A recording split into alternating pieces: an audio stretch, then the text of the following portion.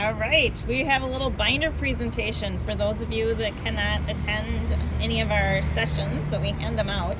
You can print them off yourself. And first, we just want to highlight the cover, how it's important to have a picture of your child or your family, and that's a good focus for the people in the meeting involved to see that that is the person we're here discussing, and that should be the focus of the meeting. You can write their name on the top line in big letters. Now we've got our table of contents, and this is all that's in there, but you can arrange it however you want. The first section is all notes, and we'll have 2 copies of each of these, so you'll have one to write on and one to photocopy. These are also on our website if you need to print off more. So this is a copy of all your phone or verbal conversations. You write the date, who you're talking to, if it's an annual meeting, if there needs to be a follow-up, and then also make sure that you cover this in an email so that you can have a paper trail with them so they can't come back and say, oh, this is the first time I'm hearing it. This way, yep, all of your phone conversations should be documented with a follow-up email, and we give you a little sample text, what to say. And then next we have some, and again, there's 2 copies of when you're in a meeting for a 504 or an IEP. Make sure you say everybody that's there, the participants, who should have been there that's not there, what was the purpose of the meeting, follow up. Same kind of situation. You follow up with an email as that as well. And then we have a list for you, a contact list of who is involved in your child's role. So it can be the teacher, I do the case manager, and then if they have a specific teacher for interventions or special ed, make sure you have a list of all of their contact. But it's also important to make sure you know and note the dates that they are active. So 5 years from now, you can go back and remember, okay, who was in 2nd grade? Who did they meet with? So going down the road, that makes it important for your dates. And again, there are 2 of those. Next, we're going to go to 504 and IEP processes. And we have a great flow chart. It starts off with, does your child have a dyslexia diagnosis? And then you go from there, and it gives you tips as far as what to do at each standpoint. Okay? And then we have pages on the difference between an IEP and 504 plan. And there's a 504 page that kind of just goes over what a 504 is, what a 504 looks like, what an IEP looks like. There's an IEP page that gives you some of the specifics. And then the very last page in there is red flags and tips. So some of these we talked about how put everything in writing.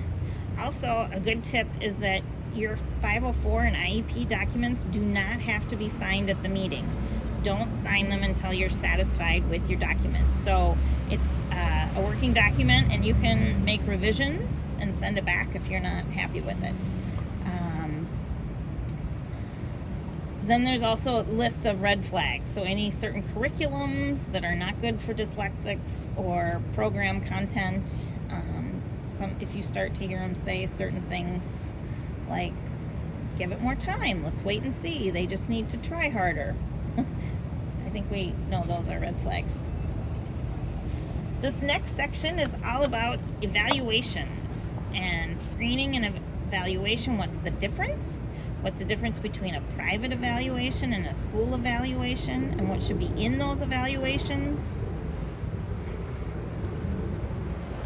And then we have how to read those evaluations and on a bell curve, and what those scores mean, and understanding what a scaled score is and a T-score, standard score. You may see some of those on the evaluation.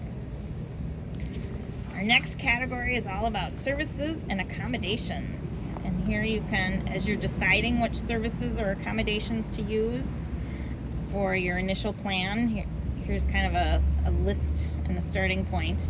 Just so you know that services are what you get from an IEP. You will not get services on a 504, but you can get accommodations for both. And again, we have 2 copies.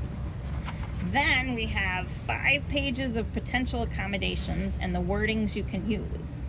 So it's just a good kind of starting point.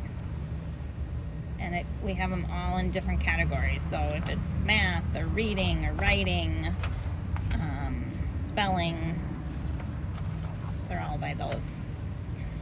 Here's a little bit about a SMART goal. So when you have an IEP, you want to make sure that there are goals involved. And there's an example of what's not a great goal and what is a good goal. You want it to be measurable and something that they can track.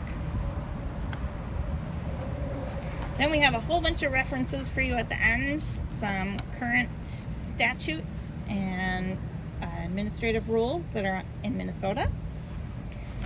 And we have a letter from the Federal Department of Education, and this one is talking about the IDEA, excuse me, how you are not, they cannot prohibit using the term of dyslexia, dyscalculia, dysgraphia in your IEPs. Now this one is another one from the Department of Education, from the U.S. Department, and we've highlighted some of these things about what is in the IDEA Act, and it's for the Disabilities Act, and what some of those highlights. There's a page in there from MDE about what things schools can and cannot say, but mainly schools think they can't say things, and this is MDE saying you can have that conversation and it's okay.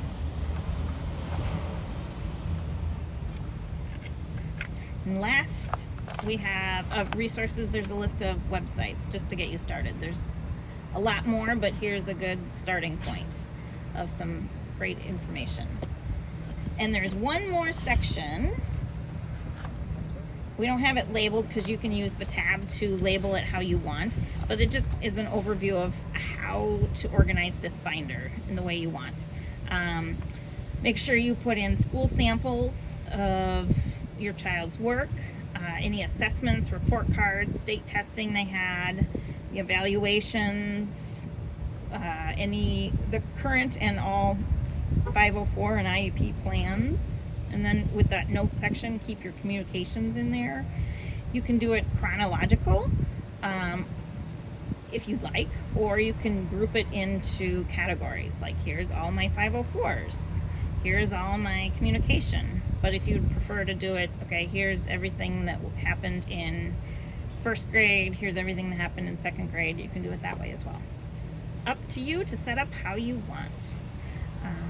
So here's the binder, and rearrange it for what is necessary. Good luck.